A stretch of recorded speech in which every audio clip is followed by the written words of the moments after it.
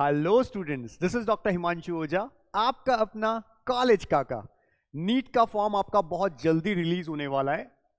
कुछ ही दिन में फॉर्म रिलीज हो जाएगा। होपफुली 8 से 10 दिन के अंदर चांसेस हैं। और इसके लिए आपको कौन कौन से डॉक्यूमेंट्स है जिन्हें रेडी करके रखना है, जो आपके फॉर्म में मैंडेटरी है लगाना, उसको आज हम आपको बताने आए हैं। तो अगर आपने चैनल को सब्सक्राइब नहीं किया पहले कर लीजिएगा, जिससे लास्ट तक आप और हम साथ में जुड़े रहें और हम आपकी हर संभव हेल्प कर सकें। तो देखिए, सबसे पहले हमें क्या क्या चाहिए वन बाय वन हम देखेंगे और बहुत डिटेल में समझेंगे। हमें चाहिए इस तरह से एक पासपोर्ट साइज फोटोग्राफ, और उसके लिए क्या क्या चीजें ध्यान रखनी है उसको समझिए। सबसे पहले फोटोग्राफ जो होनी चाहिए वो लेटेस्ट होनी चाहिए। लेटेस्ट का मतलब क्या है? कहा जाता है 6 महीने पुरानी नहीं होनी चाहिए, 6 महीने के अंदर अंदर की।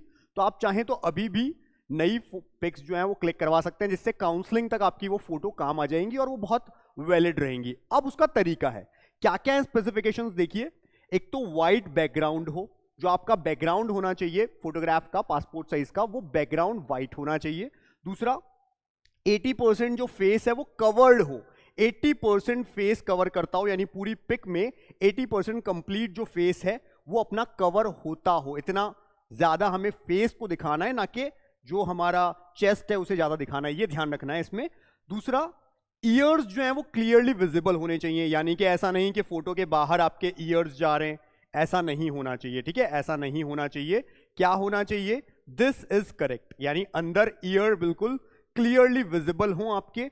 और वाइट बैकग्राउंड हमने कहा, साथ ही साथ नो मास्क। अगर फोटो की बात करें तो फोटो में क्या होना चाहिए? मास्क नहीं होना चाहिए, नो मास्क।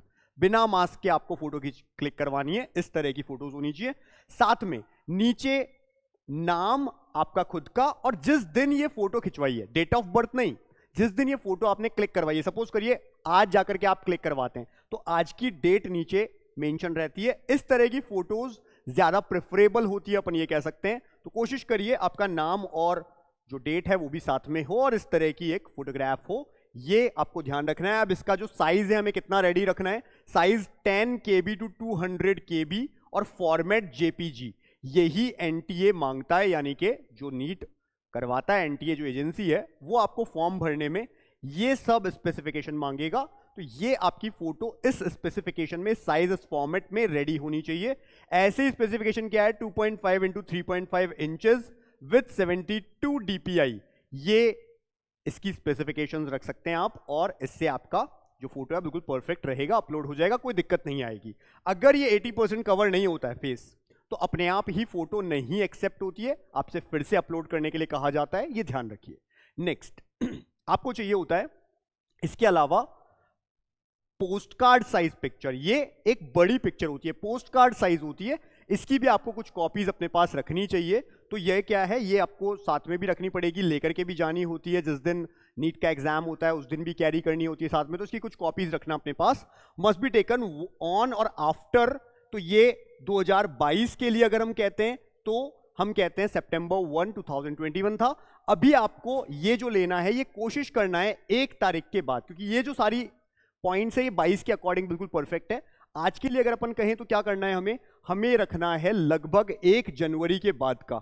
हमें 1 जैन के बाद की ये पोस्ट कार्ड साइज फोटो रखनी है। तो नई फोटोग्राफ आपके पास में होनी ही चाहिए।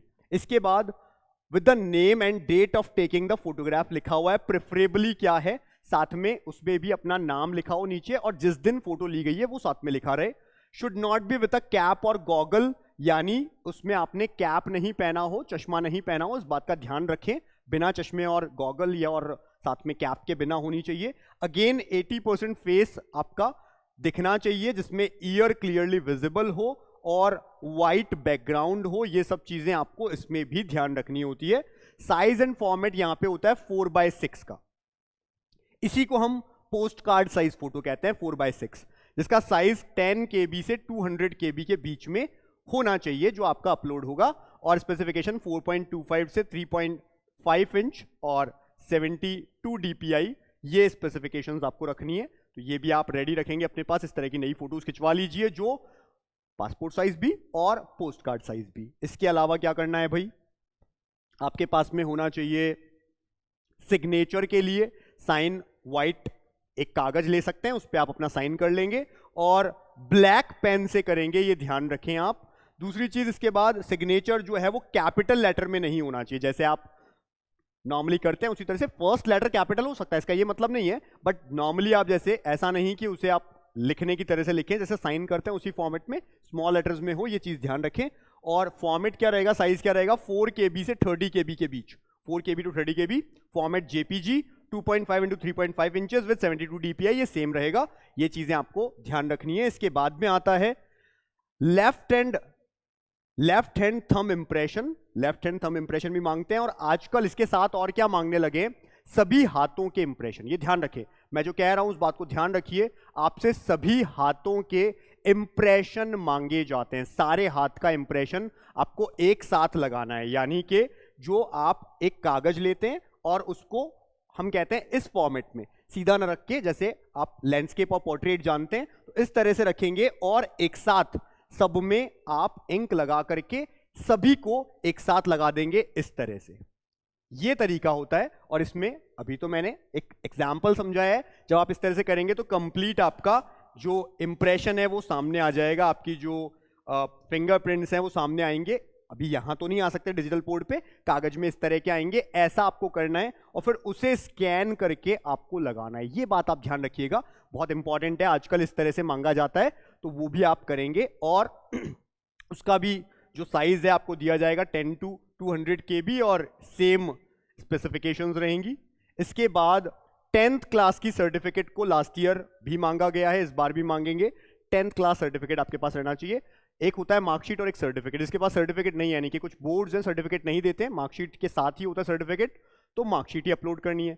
कुछ ऐसे बोर्ड होते हैं जो 10th का सर्टिफिकेट देते हैं, तो आपको वहां 10th का सर्टिफिकेट अगर आपको दिया है तो वो लगाना है, और स्कैन करना है अपना पासिंग सर्टिफिकेट, और साइज होना चाहिए 50 KB to 300 KB अगेन, और सेम स्पेसिफिकेशन होना चाहिए। इसी तरह से आपके पास में जो कैटेगरी सर्टिफिकेट है, आप OBC, SC, ST, PWD जिसमें भी आते हैं, उनका भी आपको कैटेगरी सर्टिफिकेट जो लगाना है वो 50 to 300 KB का होना चाहिए, और PDF स्पेसिफिकेशन में। अब देखिए, लास्ट ईयर एक और चीज दी गई थी जो इस बार भी दी जाएगी। ऐसे बच्चे सपोज उनके पास OBC या EWS का अभी सर्टिफिकेट बना हुआ नहीं है, लेकिन नीट के रिजल्ट आने तक या काउंसलिंग से पहले पहले बन जाएगा, ऐसे बच्चों को क्या करना होता है, एक अंडरटेकिंग भरवाया जाता है। ठीक है, या तो ये रखा जाता है या एक अंडरटेकिंग भरना होता है।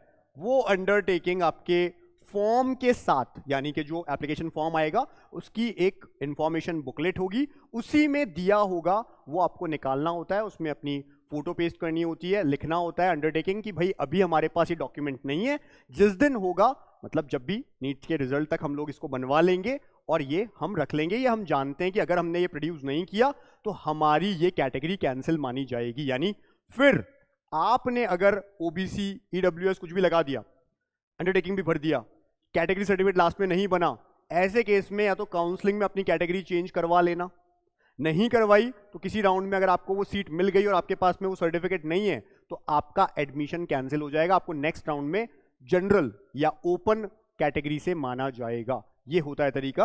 तो इसके लिए सर्टिफिकेट का ये फॉर्मेट और ये सब चीजें ध्यान रखनी है। इसके अलावा अगर कोई स्टूडेंट सपोज करिए कहीं और से है, और PWD में भी इसी तरह से आपको सर्टिफिकेट ऑब्टेन करना होता है। PWD में कुछ सेंटर्स मेंशन करता है, NTA बताता है कि कहाँ से आपको लेकर के आना है, कुछ सेंटर्स के नाम देता है, वो वहाँ से ही बच्चों को बनवाने होते हैं। ऐसा नहीं है कि आप PWD के स्टूडेंट हैं और आपने अपने डिस्ट्रिक्ट से बनवा रखा है तो चलेगा, नो, सभी तरह से आपको ध्यान रखना है इसमें। इसी तरह से साइज क्या रहेगा, यही सेम, और PDF फॉर्मेट। इसके अलावा अगर आप बाहर से हैं, सपोज सिटीजनशिप सर्टिफिकेट आपको लगाना पड़ रहा है, आप किसी और कंट्री में रहते हैं, आप NRI हैं, आप OC हैं, तो उस केस में आपको क्या करना है, सिटीजनशिप या एम्बेसी सर्टिफिकेट लेना है और any document proof of citizenship in PDF format.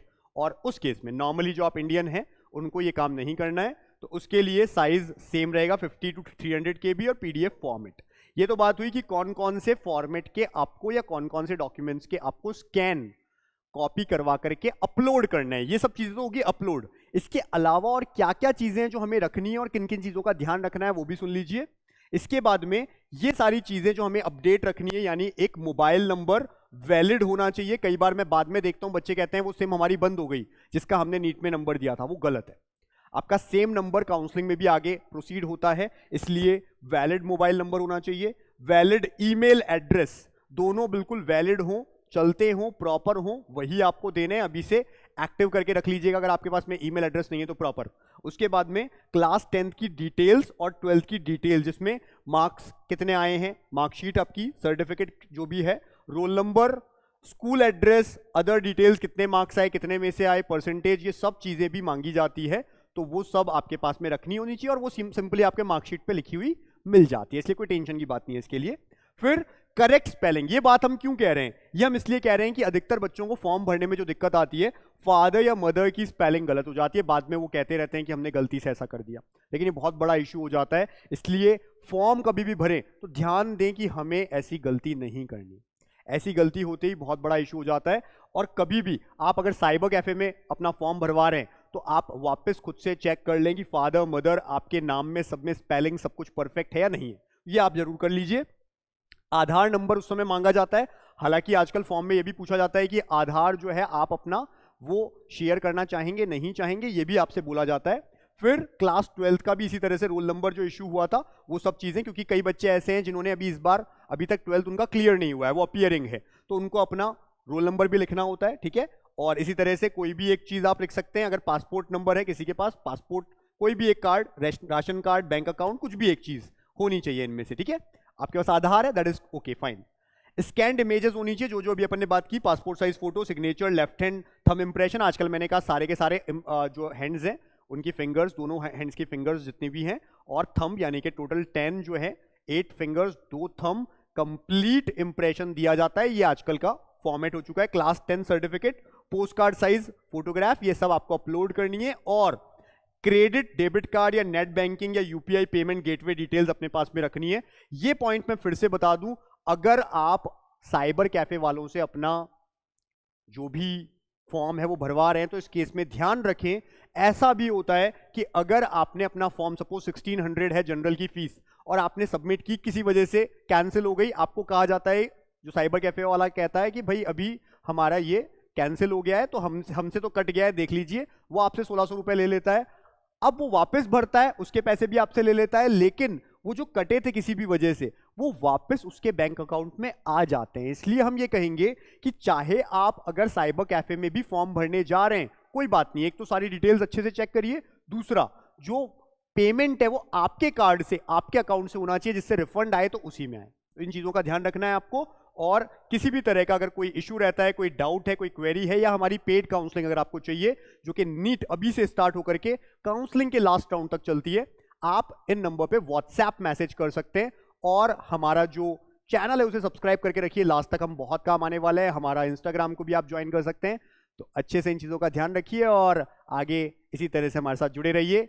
All the best, thank you.